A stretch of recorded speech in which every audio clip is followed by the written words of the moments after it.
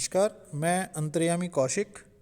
हम बीएससी भाग प्रथम के फर्स्ट पेपर एल्गी, लाइकेन और ब्रायोफाइटा के बारे में बात कर रहे हैं। पिछले लेक्चर में मैंने वाउचीरिया के थैलस एसेक्सुअल रिप्रोडक्शन के बारे में बात की। इस लेक्चर में हम वाउचीरिया में पाए जाने वाले सेक्सुअल रिप्रोडक्शन या लैंगिक जनन के बारे में बात करेंगे। वाउचीरिया में लैंगिक जनन विषम युग्मकी या ऊगेमस प्रकार का होता है। हम पहले इसके बारे में बात कर चुके हैं। इस प्रकार के लैंगिक जनन में नर कोशिका या एंथीरोजोइडिया, जिसे पुमणु भी कहते हैं, वह चल प्रकार का होता है। उसमें फ्लैजिला पाए जाते हैं। वह एक स्थान से दूसरे स्थान पर गति कर सकता है। जबकि फीमेल सेल, रिप्रोडक्टिव सेल, जिसे एग सेल कहा जाता है, अंड कोशिका कहा जाता है, वह अचल प्रकार की होती है। उसमें किसी प्रकार का फ्लैजिला नहीं पाया जाता और उसकी अनुपस्थिति में वह एक स्थान से दूसरे स्थान पर गति नहीं कर सकती। तो इस प्रकार के जनन को हम विषम युग्मकी या ऊगेमस प्रकार का जनन कहते हैं। जो नर जननांग है वाउचीरिया में, वो एंथ्रीडियम कहलाएंगे, और जो मादा जननांग है वो ऊगोनियम या अंडधानी कहलाएंगी। वाउचीरिया समजालिक या उभयलिंगाश्रयी, दो टर्म आ रही है हमारे पास में। समजालिक का मतलब होता है जब दोनों प्रकार के लैंगिक जनन अंग, नर व मादा, एक ही पादप पर, एक ही थैलस पर उत्पन्न हो रहे हैं, उसे हम समजालिक कहेंगे। यदि अलग अलग थैलस पर उत्पन्न हो रहे हैं तब हम उसे विषमजालिक या हिटेरोथैलस कहेंगे। तो ये होमोथैलिक है, समजालिक है। या इसे हम उभयलिंगाश्रयी भी कह सकते हैं, क्योंकि एक ही पादप पर नर व मादा जननांग उत्पन्न हो रहे हैं, इसलिए हम इसे मोनोशियस या उभयलिंगाश्रयी भी कहते हैं। इसमें एक स्पेशल कैरेक्टरिस्टिक है, एक विशिष्ट लक्षण है कि दोनों लैंगिक अंग, दोनों सेक्स ऑर्गन्स, मेल व फीमेल, एक दूसरे के पास पास उपस्थित होते हैं। इनका निर्माण ही इस प्रकार से होता है कि ये एक दूसरे के सटे हुए या एक दूसरे के समीप बने, ताकि जो फर्टिलाइजेशन है, निषेचन की जो प्रक्रिया है, वह प्रक्रिया आसानी से संपूर्ण की जा सके। अब हम बात करते हैं एंथ्रीडियम के बारे में। जो एंथ्रीडियम है वह एक कुंडलित संरचना है, पूंधानी एक कुंडलित संरचना है, जिसका निर्माण किसी एक मुख्य शाखा पर एक अतिवृद्धि के रूप में होता है। चित्र ए में दिखाया जा रहा है, एक शाखा अतिवृद्धि के रूप में एक कोमा के समान आकृति, जैसे इंग्लिश में हम कोमा लगाते हैं, उस प्रकार की आकृति का निर्माण हो गया है। इस आकृति में उसी प्रकार से बहुत से केंद्रक और क्रोमेटोफोर्स एकत्र हो जाते हैं और एकत्र होकर के पूंधानी का निर्माण करते हैं। पूंधानी के पास में ही एक स्थान पर बहुत सारे केंद्रक एकत्र हो जाते हैं। इस स्थान को या इस प्रकार के जीव द्रव्य को वंडर प्लाज्म कहते हैं। यह वंडर प्लाज्म ऊगोनियम या अंडधानी का निर्माण करेगा। चित्र ए में वंडर प्लाज्म दिखाई दे रहा है, जहाँ पर बहुत सारे केंद्रक और क्रोमेटोफोर्स एकत्र हो गए हैं एंथ्रीडियम के आधार पर। और चित्र बी में यह एक अतिवृद्धि के रूप में गोलाकार संरचना के रूप में विकसित हो रहा है, इसे हम अंडधानी कहेंगे। चित्र सी और डी में देखिए। चित्र सी में एंथ्रीडियम पूरी तरह से कोमा के आकार का हो गया है। इसके शीर्ष पर बहुत सारे केंद्रक एकत्र हो जाते हैं और इसके आधार पर एक सेप्टम का निर्माण होने लगता है, पट का निर्माण होने लगता है, इसे हम एंथ्रीडियम कहते हैं। इसी प्रकार ऊगोनियम, जो वंडर प्लाज्म से एक अतिवृद्धि के रूप में विकसित हुआ है, वह एक पियर शेप्ड, नाशपाती के आकार की संरचना के रूप में विकसित हो गया है। इसके आधार पर एक सेप्टम का निर्माण हो गया है, पट का निर्माण हो गया है, और यह एक गोलाकार एक केंद्र की संरचना के रूप में विकसित हो गया है। इस संरचना के शीर्ष पर एक चोंच के समान रचना होती है। इस चोंच के समान रचना को रिसेप्टिव स्पॉट या ग्राही बिंदु कहते हैं। इसके द्वारा जो नर युग्मक है वो प्रवेश करेगा।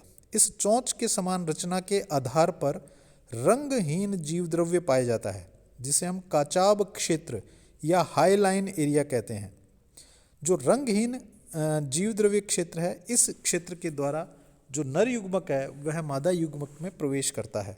तो इस प्रकार एंथ्रीडियम के आधार पर ऊगोनियम का निर्माण होता है।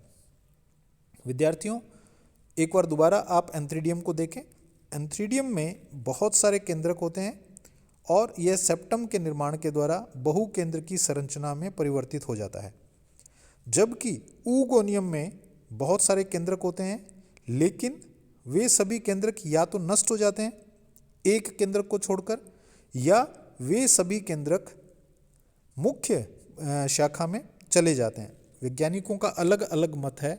कुछ वैज्ञानिक ये मानते हैं कि सभी केंद्रक ऊगोनियम के एक केंद्रक को छोड़कर के नष्ट हो जाते हैं, लेकिन कुछ वैज्ञानिक ये मानते हैं कि एक केंद्रक को छोड़कर शेष सभी केंद्रक मुख्य शाखा में वापस चले जाते हैं। परंतु जो ऊगोनियम है उसका केंद्रक आकार में बड़ा होता है और जो नर युग्मक है उसके केंद्रक आकार में छोटे होते हैं। तो इस प्रकार से ऊगोनियम और एंथ्रीडियम का निर्माण होता है। अब परिपक्व ऊगोनियम और एंथ्रीडियम देखें आप। चित्र F में एक फीमेल केंद्रक, पहले ऊगोनियम देख रहे हैं हम, जो कि एक पियर शेप्ड संरचना है जिसके एक बीक या चोंच के समान रचना दिखाई दे रही है, जो कि नर युग्मक को रिसीव करेगी और उसके केंद्र में एक फीमेल न्यूक्लियस है। जबकि एंथ्रीडियम में जो केंद्रक थे वे एंथीरोजॉइड या पुमणु के रूप में परिवर्तित हो गए हैं। प्रत्येक पुमणु एक स्पिंडल शेप्ड एस के आकार की संरचना है, जैसे एस लिखते हैं हम इंग्लिश में, उस प्रकार की संरचना है। उसके दोनों सिरों पर एक एक फ्लैजिला पाया जाता है और इस प्रकार जो एंथीरोजॉइड्स हैं वो बहुत सारी संख्या में हैं। जी डायग्राम में देखिए, जो ऊगोनियम है उसके छिद्र, जो बीक है वहाँ पर एक छिद्र उत्पन्न हुआ और इसी प्रकार से जो एंथीरोजॉइड है वो भी एंथ्रीडियम से स्वतंत्र हुए और स्वतंत्र होकर के उनमें से एक एंथीरोजॉइड ऊगोनियम में प्रवेश कर जाता है उस छिद्र के द्वारा। कचाब क्षेत्र से होता हुआ वह एग सेल तक, अंड कोशिका तक पहुंचता है और अंड कोशिका से संलयन करके जायगोट का निर्माण करता है। इस प्रकार एंथ्रीडियम रिक्त हो जाता है। मेल व फीमेल केंद्रक आपस में संलयित होते हैं और संलयित होकर के एक जायगोट का निर्माण करते हैं, जो कि ऊगोनियम में बना रहता है। एच डायग्राम में एम्प्टी एंथ्रीडियम यानी कि रिक्त एंथ्रीडियम दिखाई दे रहा है, पूंधानी दिखाई दे रही है, और अंडधानी में दो केंद्रक दिखाई दे रहे हैं जिनमें एक केंद्रक नर है व एक केंद्रक मादा है। आई डायग्राम में नर व मादा केंद्रक आपस में जुड़ गए और एक जायगोट का निर्माण किया। एंथ्रीडियम जो इसमें जो एंथीरोजॉइड है वो इस प्रकार का दिखाई देता है, एस शेप का है जिसमें दो फ्लैजिला हैं, एक फ्लैजिला ऊपर है एक फ्लैजिला नीचे है। यह एक केंद्र की संरचना है। और ऊगोनियम जो है वह चोंच के समान संरचना वाला एक गोलाकार संरचना दिखाई दे रही है। अब यह हमारे पास में चित्र आता है जायगोट का। दोनों केंद्रकों के संलयन के पश्चात, फ्यूजन के पश्चात एक द्विगुणित संरचना बनती है जिसे हम जायगोट कहते हैं।